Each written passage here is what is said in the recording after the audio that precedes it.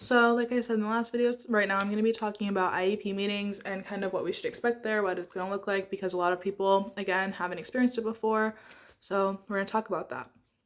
So, the first thing to know with an IEP meeting is that parents must be notified that it's going to be happening. So, the school can't have an IEP meeting and not notify the parents. Parents have to be involved. They have to give consent for any evaluations that might take place prior to the IEP meeting and things like that. So, it's necessary that they're involved in the process. And it is possible that parents are going to be like working jobs that they're not able to get out of to come to a meeting during school hours.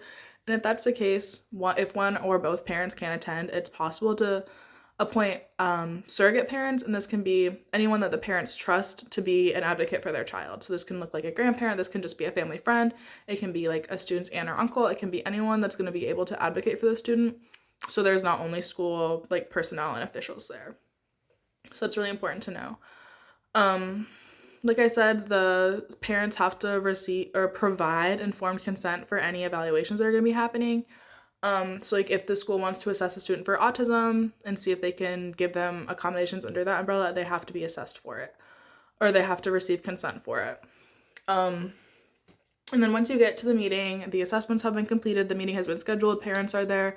Beyond the parents being there, there's going to be some other people. So the first thing is it's necessary that there is at least one general education teacher.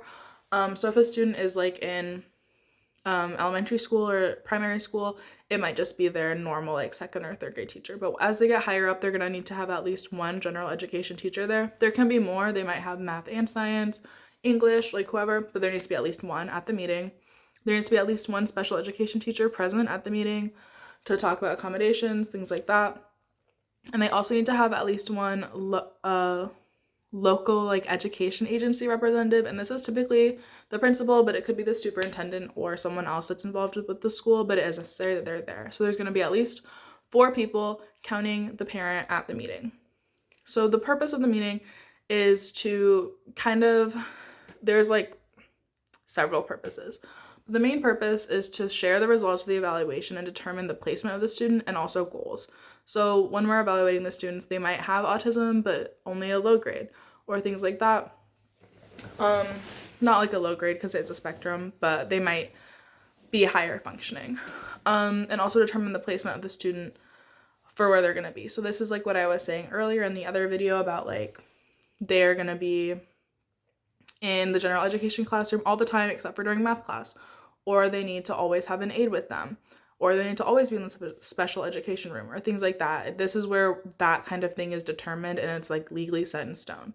And when we're making the IEP, there has to be present levels of the student's performance, so like current test scores from state tests or school tests and things like that. So there's a baseline of where the student is starting the school year at with measurable goals and objectives. So there needs to be like, the student will be able to perform this task by this time or things like that. It has to be a measurable goal. It can't just be like student will improve. Improve at what? That's not a good goal for an IEP. It will also detail services for the students that are fully described. So if the student is going to have assistive technology, that is going to needs to be fully described, what situations are going to have it and what the technology is. If they're receiving like speech services, what is it for? Occupational therapy, what's the goal there? Those are all things that need to be specifically outlined in the IEP. The next thing is progress reporting methods. So how are students going to have their progress assessed and how is that going to be like noted and reported to parents?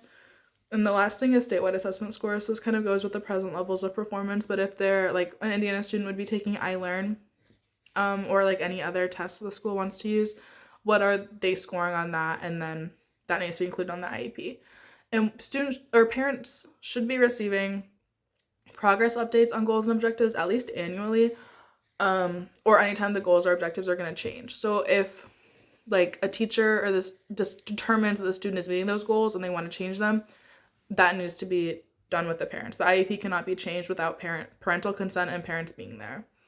Students are involved in the IEP process in a number of ways. Obviously, as parents, you know your child's maturity like best and what level they're at, but it is important to make sure that they are involved in the process because it's a big part of the self-advocacy. And we want our students to be able to advocate for themselves once they're graduating school. And also, parents aren't going to be at school all day, the student is. So if the student is able to like know, if they know what's on the IEP, then they're able to make sure they're receiving those services. So I would say that it's important to include the student in the IEP thing, but it is up to parents. They don't have to be there. But I would say especially once a student is getting into like understanding what's going on and things like that, like even upper elementary school, they can be like a vocal part of the meeting, and even younger, they can be present at the meeting even if they aren't speaking. It's still important that they're involved in their own advocacy and like they know what's going on with their own education. With the meeting, the last thing is like when you're going over evaluation results from the school or things like that, if you as a parent do not agree with the results, you are entitled to get an independent assessment of your child. You can go to like a third party like clinic or something and get your child tested, and the school has to pay for that if they decide it's necessary. And if they don't decide it's necessary, they can't just say, nope, wasn't necessary and you have to pay it.